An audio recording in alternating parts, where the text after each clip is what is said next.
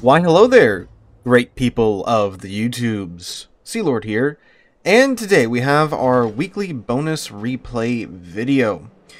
This time featuring the Tier 10 Soviet cruiser, the Moskva, Soviet premium reward ship, whatever you want to call it. Now I think technically it is a reward ship. Yeah, the Moskva, she used to be the crown jewel of the Russian heavy cruiser tech tree, but unfortunately she was replaced with the Petropavlovsk and shuffled on over to the armory for coal. Pretty good coal ship. I really like the Moskva, one of my more favorite heavy cruisers, and I would encourage you to pick her up if you like the Soviet large ship gameplay style. You know, point your bow toward the enemy ships, use your great AP to murder things. But the Moskva today is being driven by Chaz, who's in a division with his friend over there in the Montana. Now, this replay had a very interesting title and some information about it.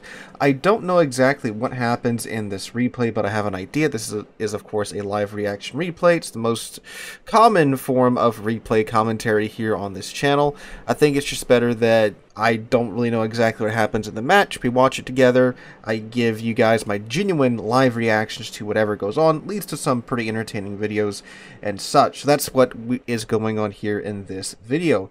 But as far as the match goes, we are in, is it a flush tier 10 game? Tier 10, tier 9, and super ship game with a couple of tier 10 submarines thrown in there.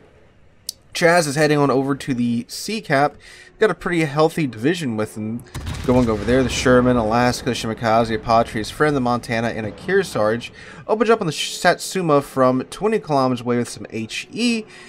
Probably has a pretty good chance of starting some fires here. Moskva is more of an AP-focused cruiser for sure, but she's not quite like the Stalingrad, where her AP does maintain its penetration properties at maximum range. Don't get me wrong, you can definitely get some crazy pins on this ship at range, but not to the levels of Stalingrad. So definitely in those longer range shots with the Moskva, you do want to keep the AP loaded. Moskva also has a pretty good reload time of 10.4 seconds, and I believe that Chaz here is running the legendary mod per his email, so he's got that going for him as well. Legendary mod for Moskva is something that I do need to get around to picking up, as much as I do like playing the Moskva. Alright, so a couple more salvos on that Satsuma. No lucks with the fires just yet. He's racked up 5,000 damage thus far. There is a Des Moines. Broadside Des Moines from 19 kilometers. He goes ahead and swaps on over to his AP, because at that range, with how, well, thinly armored the Des Moines is, that can and will do some serious damage. Gives him a blind fire shot out west to the Des Moines. See, does he get any? Ooh, there we go. He gets 3 overpins and a Citadel. Great start. Great blind fire, my guy. I am surprised that the RNG cooperated that much. Now, of course, a little while ago they did change the mechanic where when you are locked onto a ship and they go dark, you do maintain that lock for a few seconds afterwards. So it looks like he still managed to get those shells out during that few seconds of maintaining lot. There's the Fletcher now, 14 kilometers away. He has HE going back into his barrels. Okay. Kind of spread the shots out there. Gave him one shot as if he was going to accelerate, one shot as if he was going to decelerate, but he wasn't able to predict his jukes quite that well. Does it again. Those look a little bit better. I think the Shimakaze or the, yep, there you go, or the Sherman's going to murder him before he gets there, and sure enough, that did happen. Alright, that Des Moines is still hugging that island like most Des Moines players do. If there were some Dutch ships or some hybrid ships, that would make his day much less, well, enjoyable, shall we say. Alright, looks like Chaz is going to push up here. He's got that, looks like a light-ish cruiser in smoke. Yeah, either a light cruiser or a destroyer. What's on the enemy team? Let's see. Yeah, could be the Jinan or the Hector. Actually, the Jinan is down south, so it's probably the Hector. Just waiting to see where those gunshots are coming from. Smoke screens are great and all to where you're not, detected by the game's detection mechanic, but players can still tell roughly where you're at in smoke screens, especially like exhaust smokes and crawling smokes, because you're going to be at the center of that puff of smoke.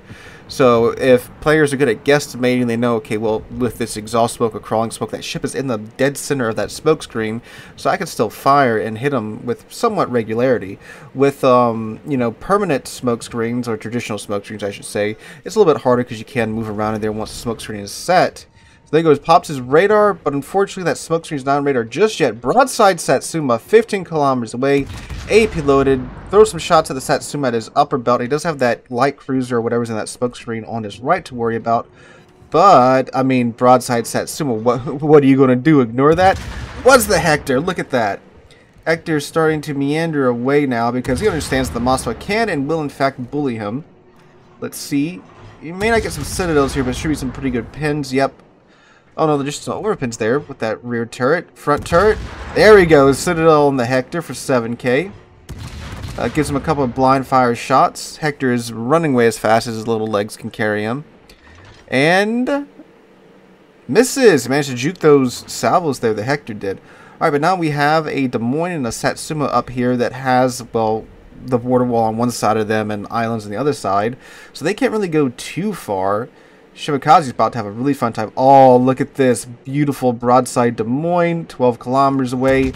Lets them have it with all 3 main guns. 3 main gun turrets, I should say. And oh, 5 Citadels there for a dev strike on the Des Moines.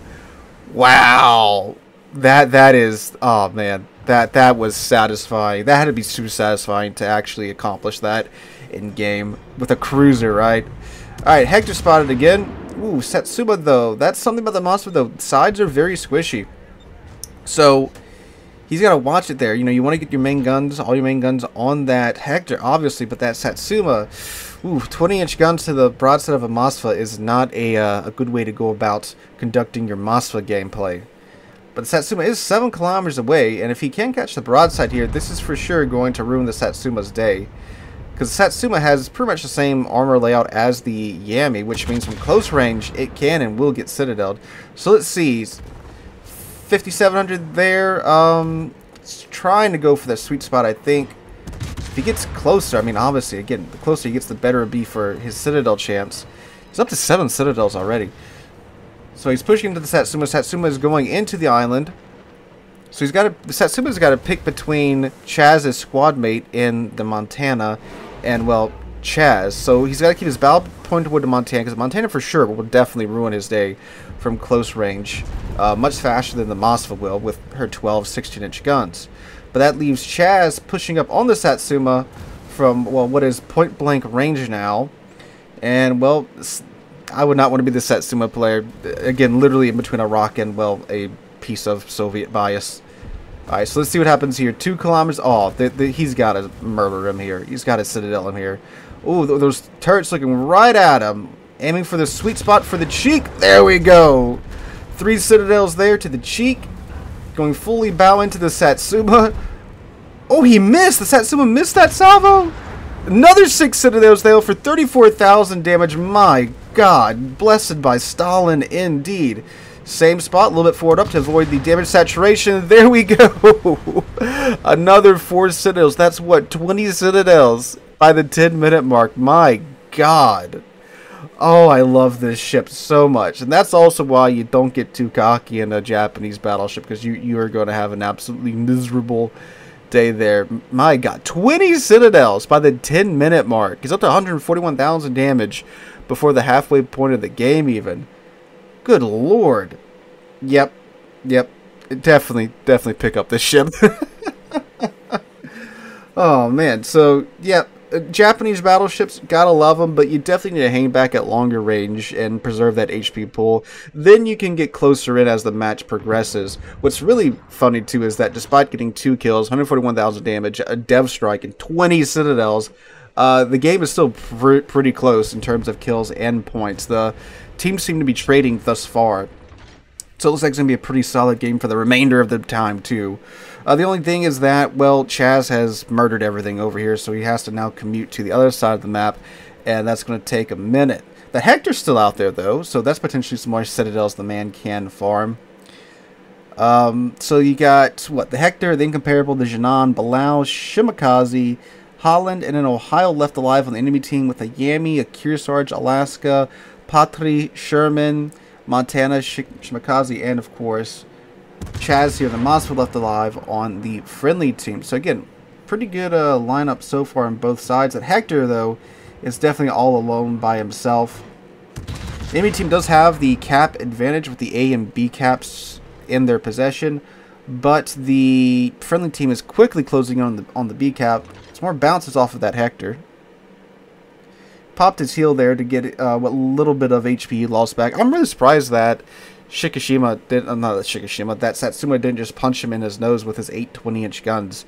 Because, I mean, like, the Moskva's tough and all, but, like, it can't face tank 20-inch guns. He missed with that first salvo out of his front turrets there when Chaz originally showed up, which was really surprising. Japanese battleship dispersion can be pretty funny, or the fella could have just misaimed from 3 kilometers away. Fortunately, misses that shot on the Hector. The friendly Yami did go down to the incomparable. So, again, pretty close game thus far. It's going to really depend on what the enemy does with the friendly push into B. If they counter it or if they just kind of hang back.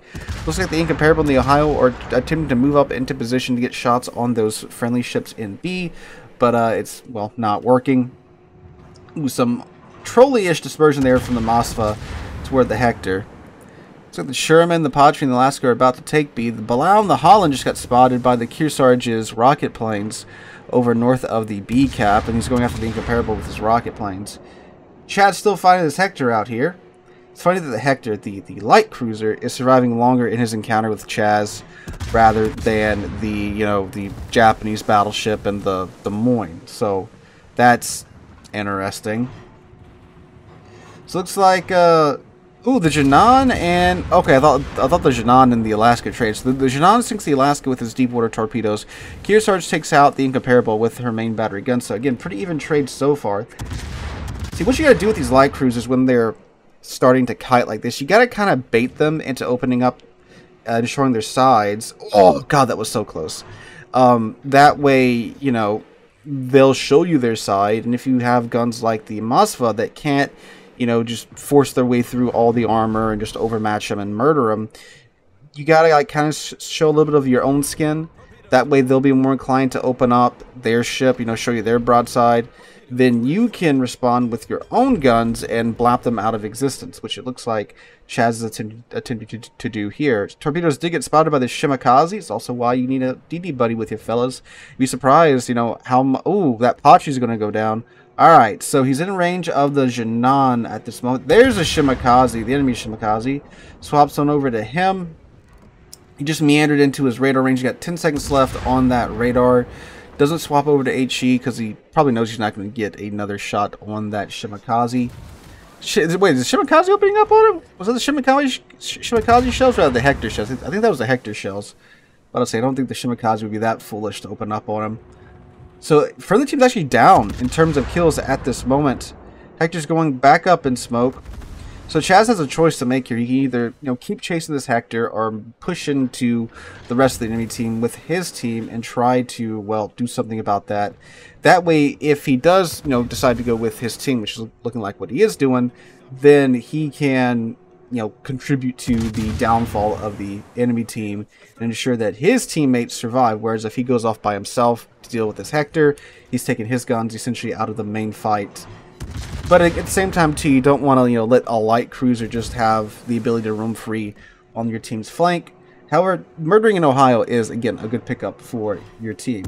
He's opening up on him from 17 to 18 kilometers away. Yep, there you go. He swapped on over to HE because, again, at this range against battleship armor, like the Ohio's, probably not going to really do too much, especially with his superstructure being saturated at this point. He's getting essentially minimal damage out of that, so he needs to try and start some fires on the Ohio, which RNG says no to that. Follows it up with another salvo. Ooh, broadside Jinan. Yes, most definitely. Get that AP loaded there, sir. This should be a beautiful shot here. So the Jinan is turning out, so he compensates for that by leading him up a little bit. The Shimakaze dropping depth charges on where he assumes the Balau is. Alright, turning into the Jinan, getting his front guns now into the fight. And... ooh, knocks out a turret, does a nice cool 3k damage to him. Managed to get his rear guns in on that angle. Jinan is smoking up. He might get a little too confident and turn into the shells, which he did. There you go. His 21st Citadel, ladies and gentlemen. Up there's the Balau's hydrophone.